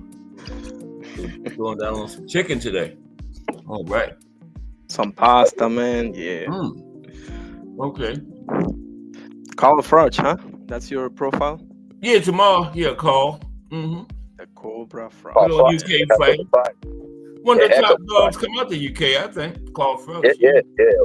Boy, in that time frame, man, in that division, there was a lot of tough fights to be made. Yes, it was. Yeah. Man, that's why they had that Super 8. That Super 8, man, that was a lovely tournament. I wish we could get it in some of the, like for instance, boy, in that 154 division, would be nice to have it. You did me now, right?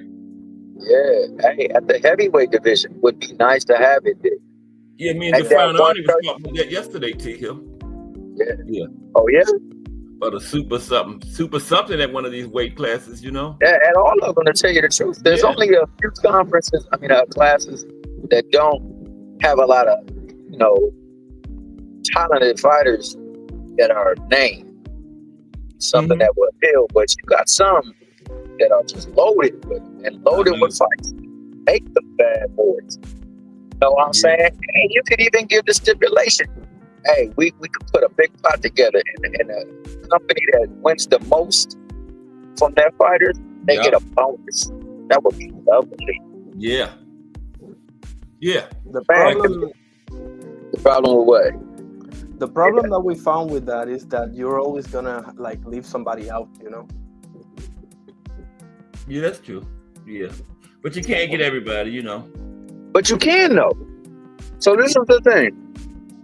If it's truly about the sport of competition, it's truly about making boxing and putting it in a positive light, putting shine on boxing, then this is what we do.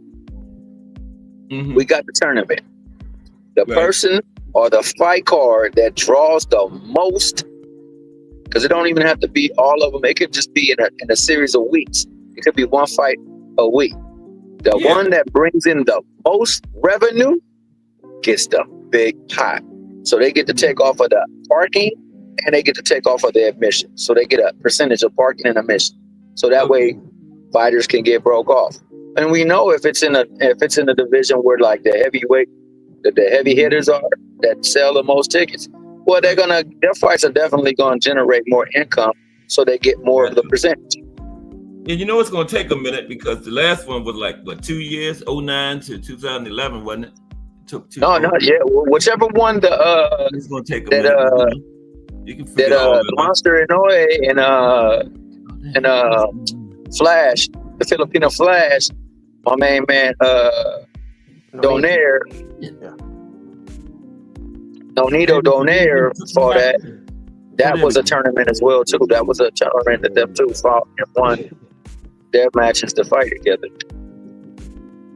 Oh, so, okay, yeah. That was at 118, wasn't it? Right? Yeah, I remember that one. So it can be done, man. Ego's got to be put aside. I know.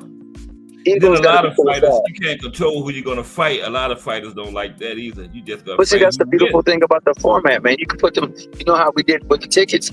Put them up in a thing, and it'd be one per person, so it'll spin around equally, and then that's how you get the matches made. And then, like I say, you give the team or the promotional company or entity that wins the most a bonus, and the people who generate the most income a percentage of that night from the concessions, from the parking, from the admissions. And you can make everybody happy. Yeah. No. What I was referring to was while you were setting up the brackets. Let's say that you do a super, 10 heavyweights, right? And you end up leaving maybe an Andy Ruiz out, or maybe you end up leaving whoever. It's so deep. So that's what I was referring to. Oh, my bad. So somebody's getting left out. Yeah.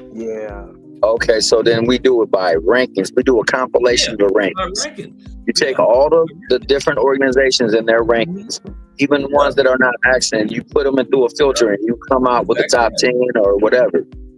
And you announce that so the people, because let's face it, some of these people go into those conventions and they buy their way up on their rankings. And we know this to be the case because I remember my main man, shout out to him because he had a heck of a fight. But my main man, Steve Claggett, was ranked 17 and he mysteriously hopped in the top 10 the week of the fight. Yeah. The week of the fight, he hopped in the top 10. He didn't have a fight. Nobody lost, but yet he scaled up into the top 10 to make that. So, we'll give them enough time to lobby and do all they got to do to give them people the palms, freeze their palms and whatnot, to try to leverage themselves to be up in there. But the rankings, and that's why I said, man, boxing needs to have a committee, an overall committee that's over the sport of boxing. That's still with former boxers, judges and former referees, maybe even former cornermen, to regulate like how things are done, man. Because every other sport has it. Every other sport got a commissioner's office, right? Yeah, every other sport. Except boxing, Except boxing. Yep. You need to always have somebody regulating the action, and you need to regulate the people that's doing the regulation of the action, so that way everybody's held accountable. It's wide open now. You even got the state commissions got their own. Everybody got their own rules. State to state, the rules vary. Everything should be the same. And they need to do away with that. They need to do it, especially when it comes to nutrition and what you can do in that ring. Everything should be. It's different. How you can wrap your hands is different. State, all that should be the same, man. Exactly. There should be no wrapping that is illegal or that will give you should be one standard way you can do it. What you're proposing, though, the problem with that is that that's not in the best interest of the people that handle it now. That's what we were saying yesterday. Yeah, they want it all mixed up like. Oh yeah, that's right. We talked about that, Kat. Like too many people are benefiting with those things involved. Yeah, see, that's the problem. But the thing is, then that means there's crookedness going on in the sport. If that is the case, then you know that there's crookedness going on in the sport. Just from that leverage right there. We can't change anything because people are betting. And they're going to want to fix because they don't want to pay out. Look at these judges, man. You could have told me that guy that gave Pride with 171-11 didn't get paid for that score, something, man. If you're benefiting from something, you're the last person that wants it to change. That's right. Now remember let me hop in real quick. OG repeat, man. So I love this conversation, right? So what I'm thinking is like, if you have people that's like, I know it would be probably bad for business for the people at like the highest level, but like if you had your own smaller events and you really promoting fighters who don't get as much promotion as people who broadcast it on like big streaming platforms, and then you could build that up, promote those fighters, and then you could still work with the top platforms. Like if one of those special fighters get a lot of recognition, basically like on the underground like platforms, then they get a fight on a big broadcast platform against a big name, and I feel like that'll circulate like it'll be another lane for boxing and different promoters and people to put on events. I'm all for it. I'm all for what he'll say, what you say. Yeah. But the powers that be ain't though. Yeah, and believe me, I hope I'm wrong, but yeah. It could be like a Negro league. Like it'll be nothing they could do about it. Oh my God. I don't want to start nothing, but I'm just saying, like, you know how the Negro league is like, all right, got all these special talents there. Like we gonna have to let them join in on this league, put it together, because people stop watching our stuff as much. Or like even if it's just like, oh, they getting a lot of traction right there. I want that concept would just be for any boxer that want to be in it, though. You mean like people coming together and maybe like forming, like another lane, like where it's like fighters who don't get as much promotion, they get more promotion. They start building up. You start seeing them doing something. Then the bigger platforms will want a piece of that. And then you can make it balance it out where it's just like only certain fighters get fights on like bigger platforms against people who promote it, where it's just like kind of like that'd be kind of like another promotional company or something, wouldn't it? Something like that. That would sound like that's the bigger issue. It's like promotion than anything else. It's like you got people who don't really know much about boxing, but they're interested, and they take over the sport with whatever their jargon is, and then that's what it's going to become. Like basically, it ain't going to be about science. It's about whatever they want to talk about. They start talking about people's families more than they talk about like what happened in the fight. Yeah, but all your ideas could get together and make a good program if they wanted to, but they don't want to.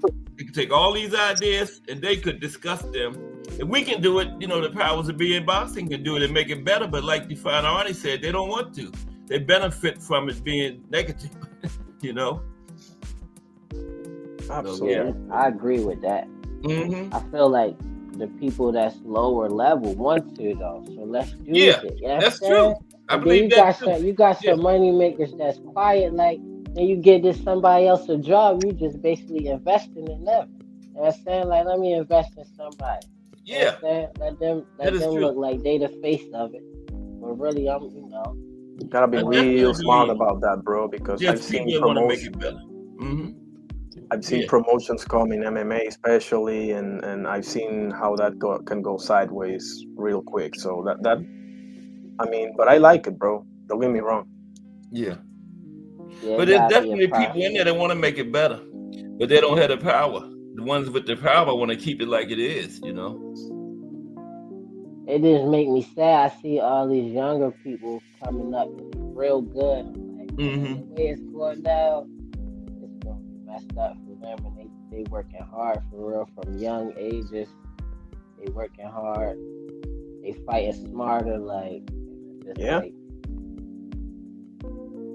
I'm with you, bro. Well, I'm gonna tell you what, brother. This was a great conversation, man. Unfortunately, it's scaling down to just due time. Yeah, I was watching. He just can't get ready to come we on want down. We want to be respectful of the good brother Just Do, because he always giving boxing his just due, coming at it from a fair lens. Because a lot of times we don't keep a fair lens. We use a stained glass colored lens that shows the favor or the color of our own favorite fighters. So. Shout out to that good brother. Shout out to Define Harry. I always appreciate you, man. Excellent to have you on staff, bro, so that you can go out there and you can give us good quality coverage as well. Shout out to the nephew himself. My man, Jareel Hadi, man, my guy. Yeah, he says it too. Yeah, we want to see Tank and Bud fight, so we won't never forget that. We got shout out to the box historian himself, Cash Sports. Shout out to the better half, Mrs. Cash, and shout out to the child. Shout out to Melanin Queen, the moderator supreme, and shout out to boxing again, man. And once again, a fantastic show, man. On that note, I'm up out of here. Appreciate you. God bless you all, bro. God bless you all, man. Define Arnie and Ja. Appreciate y'all. We'll be back tomorrow with another show, The Profile. So join me tomorrow. If it's Monday through Friday at 2 p.m., it's the Box Historian bringing you all that boxing history. Melanin Queen 27, The Real Hattie, Kensaw Love 1, D for the Win, Warlock Boxing, Al Booger, Mike Rim, Mike Mazik, Bruce Gas Boxing Jazz, and more. BN Boxing News, Define Arnie 1, Crush the Legend, Miss Cass, #JBT. Appreciate everybody. And again, join me tomorrow because if it's Monday through Friday at 2 p.m., it's the Box Historian bringing you all that boxing history. Just Do Boxing is straight ahead. Cass Sports. Everybody have a great afternoon. And I will see y'all around those JBT streets.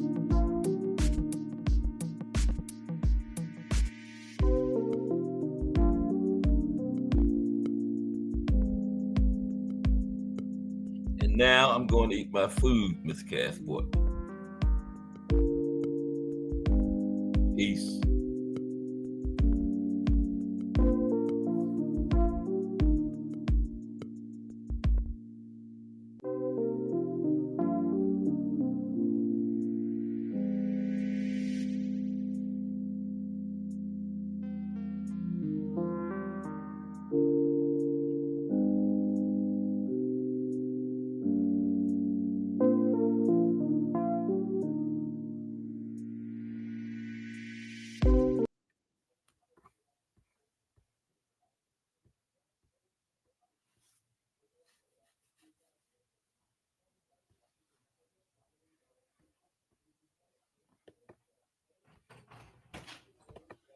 Hi, honey. Hello.